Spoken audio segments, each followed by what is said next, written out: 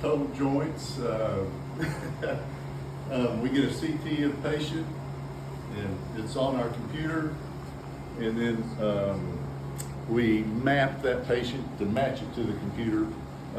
You'll see how that progresses. So, first thing we do is I guess I'll pop it right.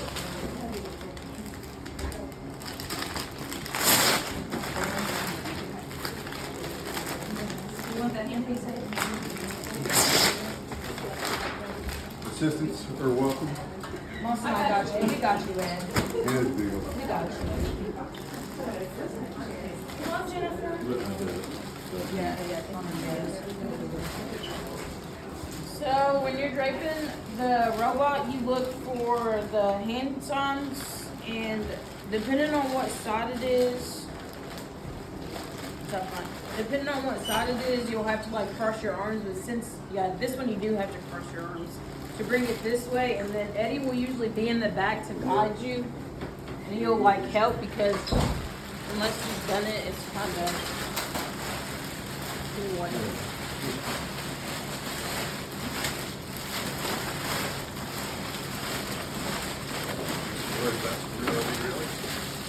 It's okay.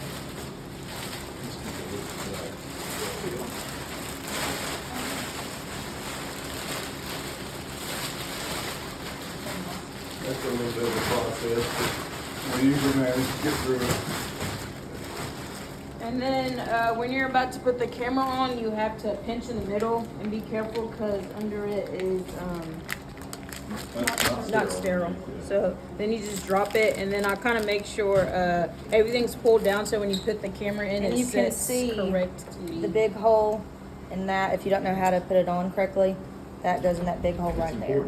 Or just this piece is always going outside, not inside of the Or you can robot. just ask Eddie every single time you do it. How do you do this? And then you twist down the thingies. This kind of feel different. Don't know what that was. I can't do it. Then after you twist it down, you just kind of use the screwdriver and tighten it more. You have to tighten it with the screwdriver or some. You want to put the disc on there, Sadie? Well, do we need to? And then you'll hand this end off to Eddie. And then I'll usually strap it in the cord so it's not like too much.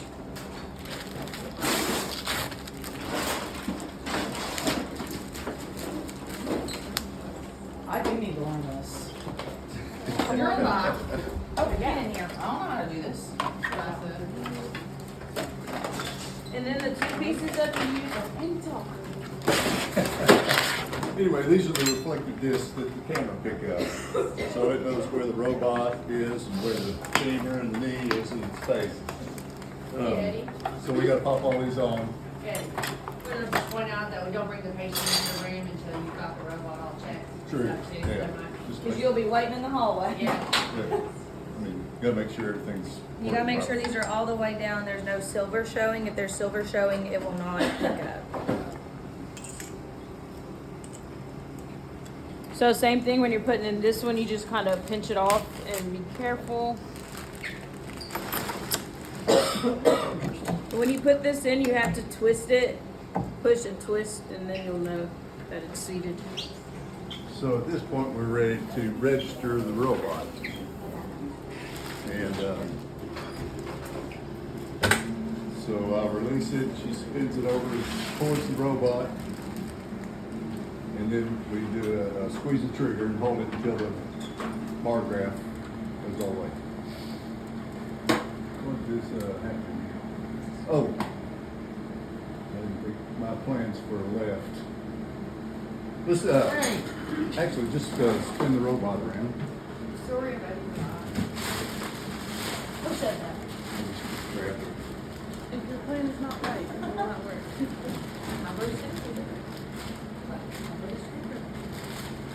Bring that over here.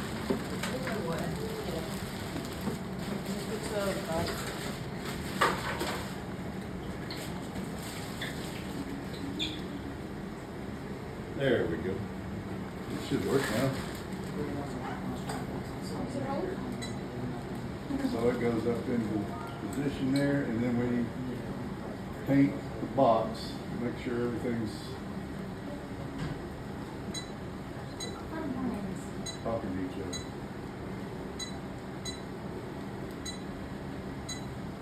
And you don't have to squeeze the trigger during doing this. Just direction movement.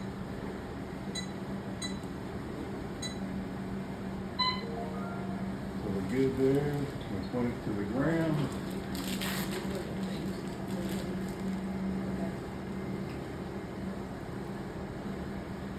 Swing it up to the sky like a picture. And we'll do a squeeze and hold. And everything's working properly with the robot, and then we go do our probe check. We used a little X guy that was in the handpiece there to do the There's a probe little, check. a little hole that you stick Yeah, there. it's best to hold the silver in your left hand. Yeah. Hang there. The blue one sometimes is a little tricky to get just because, I don't know. There's sometimes a bend on that too. Oh, no. Back of my head. All right, so at this point, we're good. We can wheel the patient in. And something I didn't mention, but the robot's always on the operative side. I'm set up for a left. So don't ask Patient which side. actually on his right, that's why I have to switch it on. So, patient time out. And then we're ready for patient landmarks. And this, at this point, well, actually, we gotta get the patient set up. This is our bed clamp. Stryker up. This thing is about mid-thigh. And you can, kind of get it on there. So during this, you know, patient's draped out. Before you drape, you want to make sure nothing is in the way of that bar. There's no chucks pad, no padding, no nothing. So everything's tucked. And the risers would be off the bed. Because it won't clamp on tight enough. And you also want to flex the patient's leg all the way up and take that drape up. tuck the drape under the Because if it's tight and you flex that leg up, it's going to rip that drape right. He'll be like, Yeah. Right, we need some slack. Yeah. Always need slack. So, kind of a flag shaped deal, you roll it in here, and usually those little hash marks will be right above. Yeah. And you just tighten it down, and you cinch it down pretty dang tight. Yeah, if it's not in the grooves, it won't go. So It'll you have to rock, make sure yeah. it's lining with the thing. I'm a little low here. Yeah. Oh, yeah, Yeah, 'cause first, the- one thing I because didn't the mention. bed risers will not be on it. So this Not wouldn't your work. robot. This here wouldn't work because then you got your thing. So that's why the Risers. risers would be off. Risers off. And I usually judge it, like if I was doing this and the risers were off, everything was set properly, I kind of judge it about, you know, 2 or 3 fingers. 2 or 3 fingers, just so, because under here, this will get caught on the bed if it's not high enough. So just for sake of the video, the risers you're talking about, this Yes, part the right ma- here. yeah. So the padding is straight on, Okay. always. It gets in there. And it's hard to take them off with the patient. On the bed.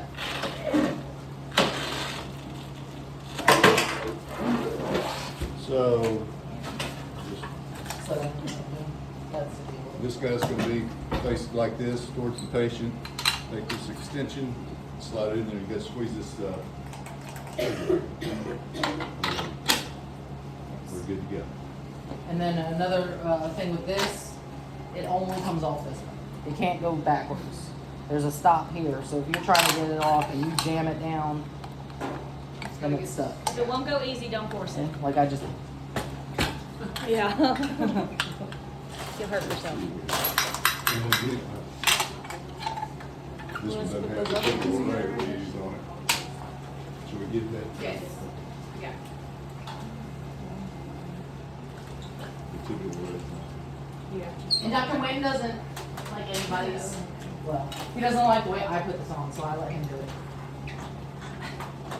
I always do it just a little bit wrong, so he has to redo it. Sorry. I always like take back, I'm like, I think you gotta redo it. I stopped doing it. I was like, you redo it every single time. He's like, oh, where did we go? So once I lay down the patient. Then get in here and do it. This is our little foot Say pad. what? Obviously Cindy just will be the patient, okay, slide her down in there like that. I don't like being on, especially somebody's feet. And then Coban, you want to say about that? Some patients have weak ankles or their anatomy, but their foot doesn't sit properly. So I just reinforce and make sure that ankle doesn't Negatively. tilt in and out. But you don't want it too thick because he has to be able to see where the medial malleus and the lateral malleus are Right. because he registers those. So maybe not so much Coban over the medial and lateral now. And, okay, at this point, patient's set up, ready to go. Doctor comes in the room, and some guys do the tele first, some don't. But when we get ready for the robot, we're gonna stick pins in the femur and pins in the tibia. And we do for the femur, it's the long pins, the long guide, which I don't know if it's necessary to take these out. Yeah, But take it out. These are the 140s. Yeah. Volunteers? Yep. The long pins are for the femur, long guide, silver array. And the- Dr. Wynn and Dr. Asbury both in different pins. Right. Asbury is 4-0 pins, which requires this guy to drive the pins. Win is 3-2s, which your pin driver works on the 3-2s. And check. And And he's the only one that uses checkpoints. since I've set up like this, the screws here need to be in a certain arrangement for the array. So that screw towards the doctor, that screw towards the head. And then the array goes right on top like so. They just, I know, You never said that to me. And if you don't know, you just say, Eddie, Yeah. help me. just like that. So he can access all the screws with the screwdriver. Otherwise, they're gonna be upside down or something. A All lot right. of it like that. And I don't have the actual tibial array, but it requires a short guide and, well, I thought I had short pins, but they're, yeah, short pins. Short guide, the black tibial array. It'll be And like a right angle. I don't have the actual one they use, but it just goes on one way with the pin point.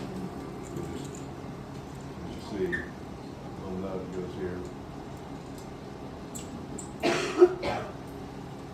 And again, this screw towards the doctor, this screw away from the incision, towards the foot. And at that point, checkpoints, which Dr. Asbury does not use, he just goes off the array, which he'll take the probe and there's a spot on here somewhere, and he'll do the checkpoint. Checkpoints are used to make sure nothing's moved. So every time we go from one bone to the other, or one saw blade to the other, we do a checkpoint to make sure everything is still in place. So Wynn uses checkpoints, tibial checkpoint and femoral checkpoint. They come in this little guy right here. They're tiny little guys. And so at this point, we got the array set up, the checkpoints in, and we're ready to check our patient landmarks. So he'll just go through. We really can't do it. I don't have a. Yeah. But he'll That's go range through. of motion of the hip. Yeah. And then we'll go to the medial malleus and the lateral malleus with the green probes. Yes. So weird. It's a weird name. And once we've done our patient landmarks, and everything checks out, we go to mapping the patient's anatomy to make sure it matches what we have on the computer. And that's where it pops all the little blue spheres that y'all have seen. I really can't go through it Yeah. without And actually going the through it. robot tells you what's next. Like the screen will come up and it'll show you what's next. So after this, and he does his mapping, and then he goes to the blue probe. It'll have a blue probe on the screen saying blue probe is next. I know, right? And that one's sharp, so you want to be careful with that one. Yeah, you're And it's sharp because it pokes through the cartilage to Right. see where the bone is on each little bubble he's popping. Be careful putting those back.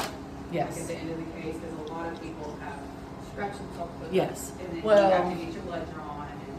And I'm sure somebody will complain about it, but I will just tell myself these I put back actually in the spot in the tray because they can get damaged so easily Yeah. sitting on the tray and then trays on top. But might be the only one that does that, but I've had them get really damaged elsewhere. It's the tip that gets bent. And there's nowhere really for blood to get caked in it to where they have to scrub it, flush. There's nothing. So I kind of just do a quick wipe and then I actually set these ones back in just to. So we go through mapping the bone and make sure we're matching what's on the computer. And then we'll go to stressing the condyles. What we're trying to do is stress the gaps in flexion and extension. We'll do it with spoons typically. And yeah, I kind of skipped. 1 and 2 is basically what we use. They don't ever use the bigger ones. So they stress them, and you know there's going to be an imbalance there, and we use the computer to manipulate the implant to balance those gaps. And we do that in flexion and extension, and once we do that, we're ready to make cuts. And that's green probe comes back in. You check the blade, and you check the bone, and then if it checks out, we go to making cuts. I don't know how to Straight. visualize This that. one is. Oh, yeah. This one's first. Always a straight one. We have 2 different ones. We have this one and this one, and so we always use this one first. That's, yeah, tibial. Tibia then and several several cuts of on the them. finger. There's 6 cuts total. 6, 6. So 2 cuts, or actually 4. 4 And- cuts, and then and 2 then two cuts. cuts. Yeah, So- 4 cuts yeah. and then 2 cuts. So that you can kind of time when you need to be ready to change it. Yeah, and they- Even though he'll swing the arm around away from him, and then it'll pop up on there that you need to change your. And you put the blade on here, just press this, the blade's in here, you press it and twist. Yep. And then And finger tight is usually good. Right. There is a tool in there, but you can over tighten. you can over tighten it, and then those will strip, and then Right. those are bad. And this they're goes in. expansive. I always say nut up. Oh, Goes in and like- did y'all say about the red rim? Yeah, there's a red rim there, Yeah. and just lock it in there. And the blade's always, on this one, the blade's always down, like underneath and straight. Right. And this one is a little Is the tricky tricky. one. So it'll go in, and then it can drop that way.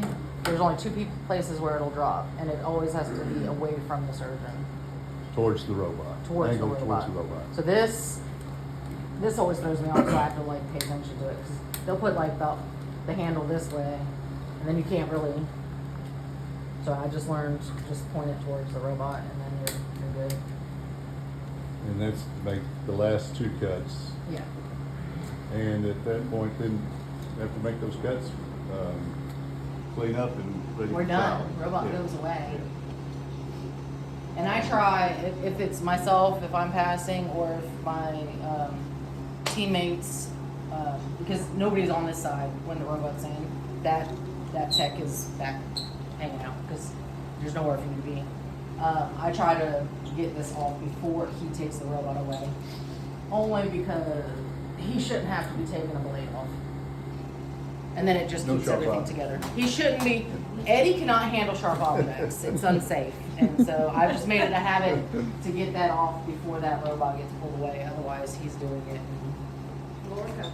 we don't want him to get, poor little Eddie get cut. We got rid of one. If anybody's gonna cut it Well, off. we position the patient, the side that the robot comes in on, don't we take the arm and cross Yes. that? Oh, with the I chest? get this point, yes. Yeah. Always tuck the operative side Yeah. arm.